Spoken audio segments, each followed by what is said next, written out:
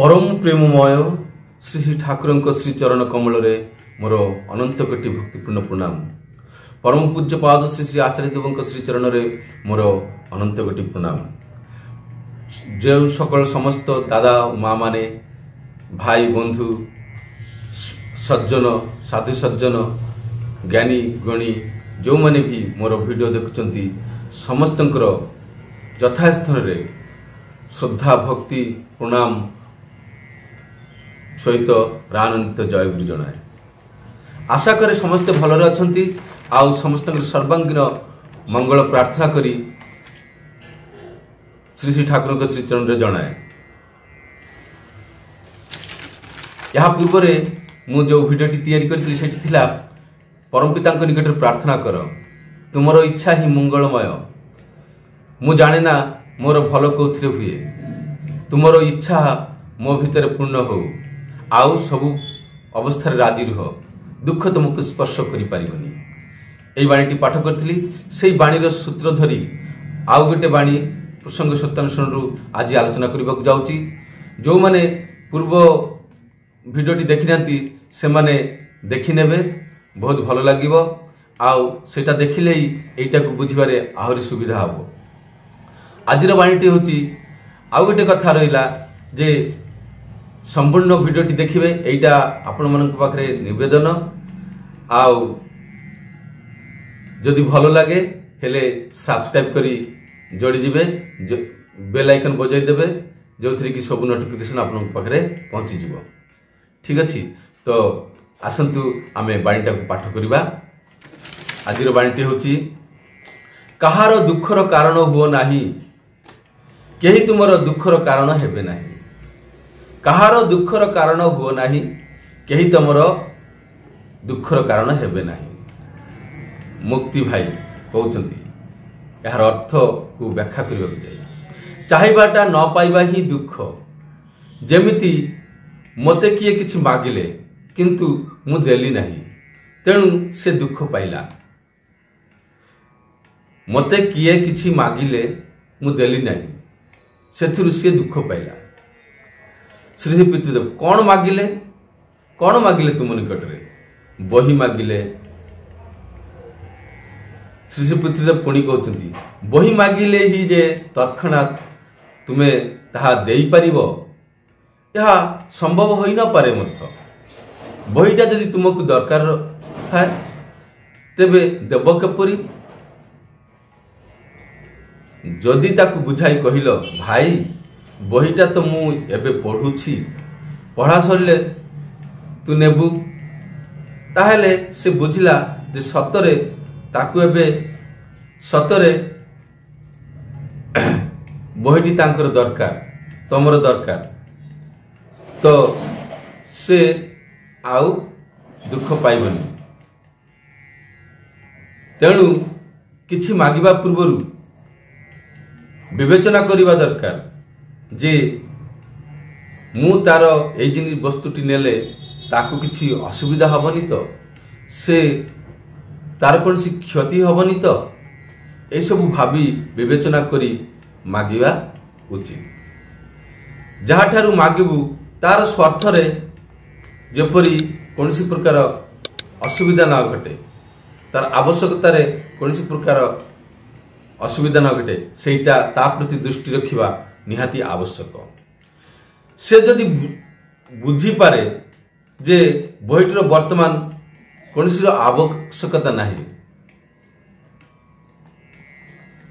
से जदि बुझी पारे जे बहीटर वर्तमान कोनसी प्रकार आवश्यकता नहीं तमर कोनसी प्रयोजन नहीं आउ तमे मिछटरे ताकू बहाना करी कहिदेल जे नाई मु एबे पढ़ुची सेतेबेले से दुख पाइब जे से मिछ कहिकी मते बहीटी देला नहीं। काहे दुख पाइब कारण से तमर बंधु तमर सहित प्रेम अच्छी भाव अच्छी तमर प्रयोजन बेलकू तमे जहा माग से ताहा दियंती आ तमे मागुच मत किंतु आज एपरि स्थल रे तमे बहीटी देवाकू मना कले ମିଛ କହିକି ମନା କଲେ ସେ ଦୁଃଖ ତ ପାଇବ ହିଁ। ଏହି କ୍ଷେତ୍ରରେ କେବଳ ନୁହଁ, ଆହୁରି ଅନ୍ୟାନ୍ୟ କ୍ଷେତ୍ରରେ ମଧ୍ୟ ସବୁବେଳେ ସଜାଗ ରହିବାକୁ ପଡ଼ିବ, ଯେମିତିକି ମୋ ଯୋଗୁଁ ଆଉ କିଏ ଦୁଃଖ ନ ପାଏ, ମୁଁ ଯେପରି କାହାର ଦୁଃଖର ବା ପୀଡ଼ାର କାରଣ ନ ହୁଏ। ଶ୍ରୀ ଶ୍ରୀ ପିତୃଦେବ ପୁଣି ମୁକ୍ତି ଆଡ଼କୁ ଅନେଇ କହିଲେ, ଅନେକ କ୍ଷେତ୍ରରେ ଆମେ କାହାର ଅଶାନ୍ତିର କାରଣ ନ ହୋଇକି ମଧ୍ୟ ଦୁଃଖ ଅଶାନ୍ତି ପାଇଥାଉ। ମନେକର ପଡ଼ୋଶୀଙ୍କ ଛେଳିଟିଏ ଆସି ତୁମର ପରିବା କ୍ଷେତରେ ପଶି ସବୁ ଖାଇଗଲା, ତୁମକୁ ବହୁତ ଦୁଃଖ ହେଲା। ତୁମର ମଧ୍ୟ ଛେଳି ଅଛି, କିନ୍ତୁ ତୁମେ ତା ପ୍ରତି ସଜାଗ ଦୃଷ୍ଟି ରଖୁଛ, ଯେପରି କାହାର ଫସଲକୁ ନ ଖାଇପାରେ। ହେଲେ ସମାଧାନ କୋଉଠି? ଏଥର ଶ୍ରୀ ପିତୃଦେବ ଅନ୍ୟ ଦାଦା ଓ ଭାଇମାନଙ୍କ ଆଡ଼କୁ ଦୃଷ୍ଟି ଫେରାଇଲେ। ଗୁରୁ କିଙ୍କରଦା କହିଲେ, ଆଜ୍ଞା, ଏହି ପ୍ରକାର ତ ପ୍ରାୟ ଦେଖିବାକୁ ମିଳେ। ଅର୍ଥ ଏହି ପ୍ରକାର ତ ଅନେକ ଦେଖିବାକୁ ମିଳେ। ହେଲେ କ'ଣ ବୁଝାଗଲା? ଶ୍ରୀ ଶ୍ରୀ ପିତୃଦେବ କିଛିକ୍ଷଣ ଚୁପ୍ ରହିକି ପୁଣି କହିଲେ, ମୋର ଛେଳି ତୁମର କ୍ଷେତରେ ପଶେ ନାହିଁ, କିନ୍ତୁ ତୁମର ଛେଳି ମୋ ବଗିଚାରେ ପଶି, ମୋ କ୍ଷେତରେ ପଶି ସବୁ ଶାଗ, ସବଜି, ପରିବା, ପନିପରିବା ଖାଇକି ପଳେଇଗଲା। ଏଥିରେ ମୋର ତ ଦୁଃଖ ହେବାର କଥା ହିଁ। ମୁଁ ଘରେ ନାହିଁ, ପ୍ରଶାନ୍ତର ଛେଳି ଆସି ସବୁ ଖାଇଗଲା। ଘରେ ଫେରିବା ମାତ୍ରେ ହିଁ ମୋ ସ୍ତ୍ରୀ କହିଲେ, ଦେଖିଲ, ପ୍ରଶାନ୍ତର ଛେଳି ସବୁ ଗଛପତ୍ର ମୋଡ଼ି ଖାଇଦେଲା, ପରିବା ପତ୍ର ସବୁ ନଷ୍ଟ କରିଦେଲା। କି ତାଣ୍ଡବ ଘଟଣା, ଅତ୍ୟାଚାର। ଏଇସବୁ ଶୁଣିଲା ପରେ ଏଇ କଥାର କୌଣସି ପ୍ରଭାବ ତମ ଭିତରେ ପଡ଼ିଲା ନାହିଁ। ତମେ ତାହା ପରିବର୍ତ୍ତେ କ'ଣ କହିଲ, ଯେ ଛେଳି ତ ଖାଇବ ହିଁ, ଆମକୁ ସାବଧାନ ହେବା ଦରକାର। ଏଇ ଯେଉଁ ପ୍ରଶାନ୍ତର ଛେଳି ସବୁ କିଛି ଖାଇଗଲା, କିନ୍ତୁ ତମ ମନ ଉପରେ ଯେଉଁ ପ୍ରଭାବ ପଡ଼ିଲା ନାହିଁ, ଏହାର ଗୋଟିଏ ପ୍ରତିକ୍ରିୟା ପରିବେଶର ପାରିପାର୍ଶ୍ୱିକ ଉପରେ ମନରେ ପଡ଼ିଥାଏ, ହେଉଥାଏ। ଏହି ଯେଉଁ ଛେଳି ଆଉ ବା ବଳଦ ଯେଉଁ ଅନ୍ୟର କ୍ଷେତକୁ ବା ଅନ୍ୟର ଫସଲକୁ କ୍ଷତି ନ କରେ, ତାହା ପ୍ରତି ଯେଉଁ ତମେ ସଜାଗ ଦୃଷ୍ଟି ରଖୁଛ, ଏହାର ପ୍ରଭାବ ପ୍ରଶାନ୍ତ ତଥା ପାରିପାର୍ଶ୍ୱିକ ମଧ୍ୟରେ ଧୀରେ ଧୀରେ ପଡ଼ିବ। ସମସ୍ତେ ସେତେବେଳେ ଦେଖିବ ଯେ ନାଇଁ, ତମେ କାହାର କ୍ଷତି କରିବାକୁ ଚେଷ୍ଟା କର ନାହିଁ, ତମ ଦ୍ୱାରା କୌଣସି ପ୍ରକାର କ୍ଷତି ହୁଏ ନାହିଁ, ତା ପ୍ରତି ସଜାଗ। ଅଥଚ ତୁମର କ୍ଷତି ହେଲା ପରେ ବି ତମେ କୌଣସି ପ୍ରକାର ତମ ମନ ଭିତରେ କୌଣସି ପ୍ରକାର ପ୍ରଭାବ ପଡ଼ିନାହିଁ, ସମସ୍ତଙ୍କ ଉପରେ ଭଲ ସଦ୍ଭାବ ରଖିଛ। ଏଇ ଯେଉଁ କ୍ରିୟାଟା, ଏହାର ପ୍ରତିକ୍ରିୟା ତୁମର ପରିବେଶ ଉପରେ ପଡ଼ିବ, ଧୀରେ ଧୀରେ ପଡ଼ିବ। ସମସ୍ତେ ସେତେବେଳେ ତୁମ ସହିତ ଭଲ ବ୍ୟବହାର କରିବାକୁ ଚେଷ୍ଟା କରିବେ। କିନ୍ତୁ ପୁଣି ମନେ ରଖିବାକୁ ହବ, ଏଇ ଯେଉଁ ଭାବ, ଏଇଟା କ୍ଷମାଶୀଳତା ହିଁ ହେଉ କିମ୍ବା ସହନଶୀଳତା ହିଁ କୁହ, ଅନ୍ତରର ସହିତ ହେବା ଆବଶ୍ୟକ। ବିନ୍ଦୁ ମାତ୍ର ଉଷ୍ମା ଭାବ ପୋଷଣ କରିଲେ ଚଳିବ ନାହିଁ। ଏହି ଯେଉଁ ପୂର୍ବରେ ଯେଉଁ ଘଟଣାଟି ଘଟିଯାଇଛି, ସେହି ପରିପ୍ରେକ୍ଷୀରେ ମନେକର ମୁଁ ପ୍ରଶାନ୍ତକୁ କିଛି କହିଲି ନାହିଁ, କିନ୍ତୁ ଖାଇବା ସମୟରେ ପରିବାର ଅଭାବ ହେଲା, ତରକାରୀ ନାହିଁ। ସେତେବେଳେ ହଠାତ୍ ମୋ ମନରେ କ'ଣ ଦେଖାଗଲା, ମୁଁ ଦେଖିବାକୁ ପାଇଲି ଯେ ମୋ ପାଟିରୁ ବାହାରି ପଡ଼ିଲା, ସବୁ ଶାଗ, ପରିବା, ପନିପରିବା ତ ପ୍ରଶାନ୍ତର ଛେଳି ଖାଇଗଲା। ଏଇ ଯେଉଁ କଥାଟା କହିବା ସାଙ୍ଗେ ସାଙ୍ଗେ ମୋ ସ୍ତ୍ରୀ କହିଲେ ଯେ ସେତେବେଳେ ତ ପ୍ରଶାନ୍ତକୁ କିଛି କହିଲ ନାହିଁ, ଏବେ କାହିଁ କହୁଛ? ଏହାର ଅର୍ଥ ମନେ ମନେ ମୁଁ କିନ୍ତୁ ଉଷ୍ମା ଭାବ ପୋଷଣ କରିଛି, ଗରମ ଭାବ ପୋଷଣ କରିଥିଲି। ତେଣୁକରି ଏମିତି କଲେ ଚଳିବ ନାହିଁ। ଅସଲ କଥା, ଯାହାର ମନ ଯେତେ ସଂକୀର୍ଣ୍ଣ ତାହାର ଦୁଃଖର କାରଣ ମଧ୍ୟ ସେତେ ପ୍ରଶସ୍ତ। କାହାର ଦୁଃଖର କାରଣ ନହେଲେ ପାରିପାର୍ଶ୍ୱିକ ଉପରେ ତାର ଗୋଟିଏ ପ୍ରତିକ୍ରିୟା ସଙ୍ଗେ ସଙ୍ଗେ ମୋର କର୍ମ ମାଧ୍ୟମରେ ପ୍ରକାଶ ପାଏ।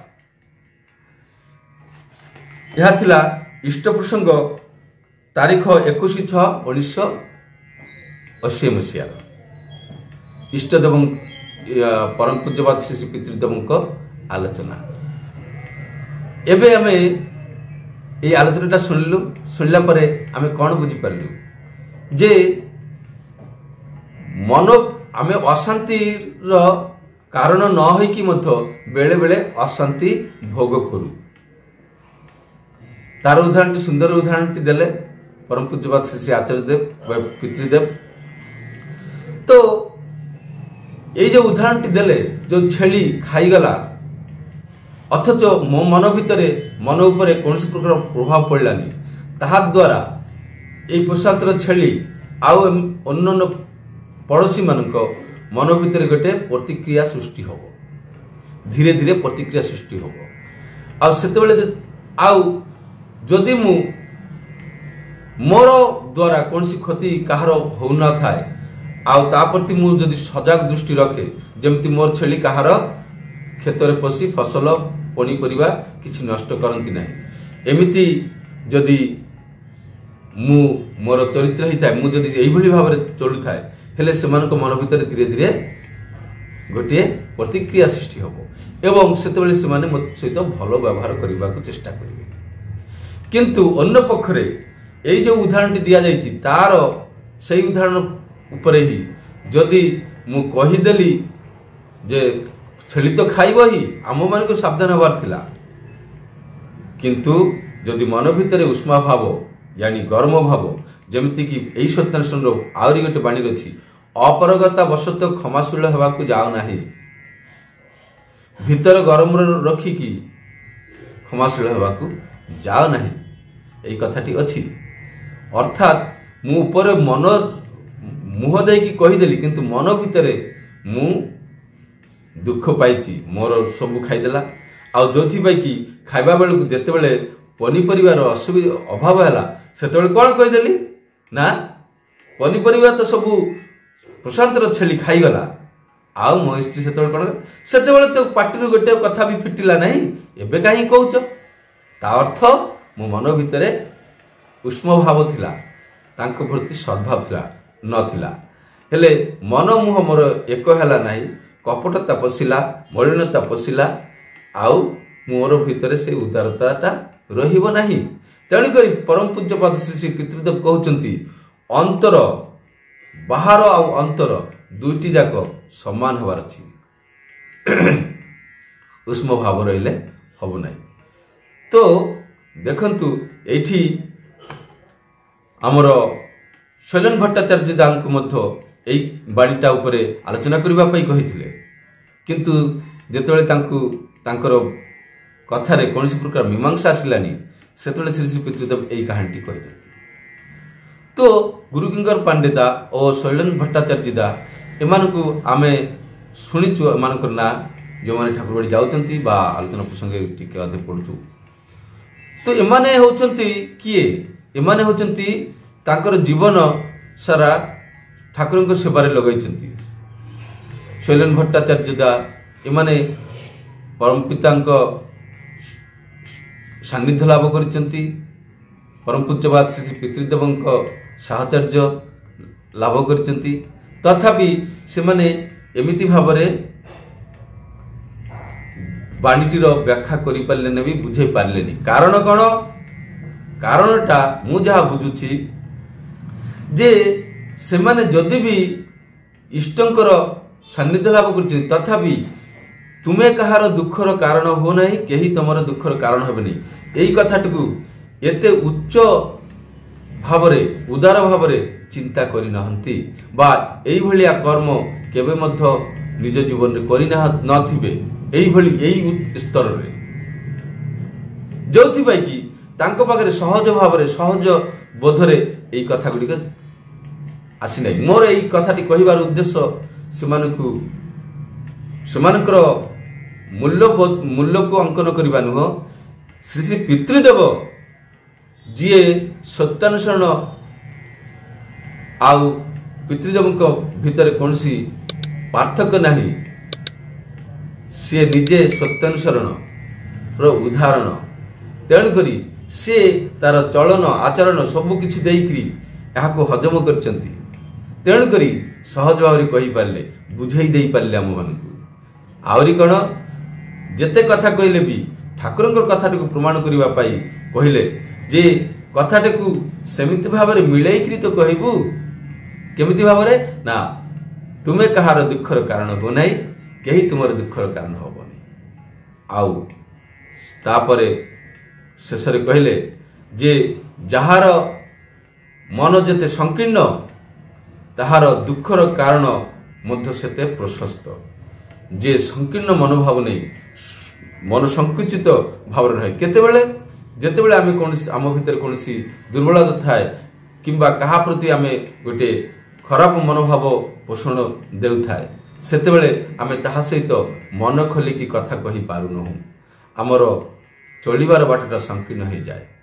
आउ एई संकीर्ण भावटा रहिले ही आमे विभिन्न प्रकार असमंजस्यपूर्ण कार्य करितौ आउ जोथि आमे दुख पाऊ न कले मध्य मोर मन संकीर्ण हेले मु मने मने दुखित होता।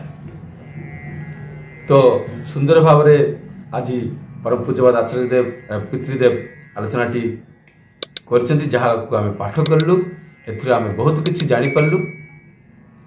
आउ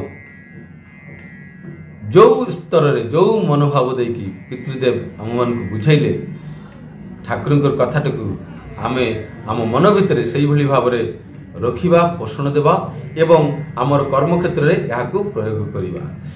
एमती कि यही जो कथा गुड़िक आमर प्रति दैनंदिन जीवन रे प्रतिटी क्षेत्र में स्वामी स्त्री पुत्र भाई बंधु बापा माँ को लेकिन आम प्रतिदिन जो जीवन यापन करा भितर प्रतिटी क्षेत्र में यही कथाटा को जब मन रखिबा हेले आमे दुख रु बंची परिबा आउ अन्य समस्त को मध्य आमे दुख रु बंचाई परिबा। समस्त भल पाइबा प्रेमटा मु पाई परिबी एवं मु समस्त को भल पाई परिबी न कि। तो तेणु करिकी कथाटी हला कण केही मध्य मते दुख देई पारिबे नाही केही मध्य मते दुख देई पारिबेनी जदि मु यही नियमटा को यही कथाटा को ठाकुरंकर मनरे रखी मस्तिष्क रखी सब बेले कार्य प्रयोग करे मोर मनटा को सही भाव में प्रस्तुत करी रखे हेले इष्ट मध्य मो मन रहिला इष्ट ध्यान मध्य मो माध्यम रे ही गला एवं वास्तव में जजन जाजन इष्टवृत्ति स्वस्थ निषदाचार आ माध्यम देकी ही आम भितर धीरे धीरे परिपूर्ण होई चलीथबो। कारण ठाकुर निजे कहते कहीं जदि मोर गोटे वाणी को गोटे आदेश को परिपालन करे ता सहित आमर मोर अनेक वाणी गुड़ी ता पछरे पछरे आगे जाए। आउ आमे से परम पितांकर इच्छा को वास्तवायित करि परिबु आ तांकर इच्छा को पूर्ण करबा ही सबठु श्रेष्ठ सेवा इष्ट सेवा आठ भल किछि हेई पारेनी। आठु आउ कोनसी याकु छाड़ी कि आउ कोनसी भाव में इष्ट सेवा करी हब बोली कि मोर धारणा हुए ना। जाओ आज आलोचना ये समाप्त करुच्ची। समस्ते भल रहिबे शांति रहिबे परम पिता को मथारे नहीं। जय वंदे पुरुषोत्तम।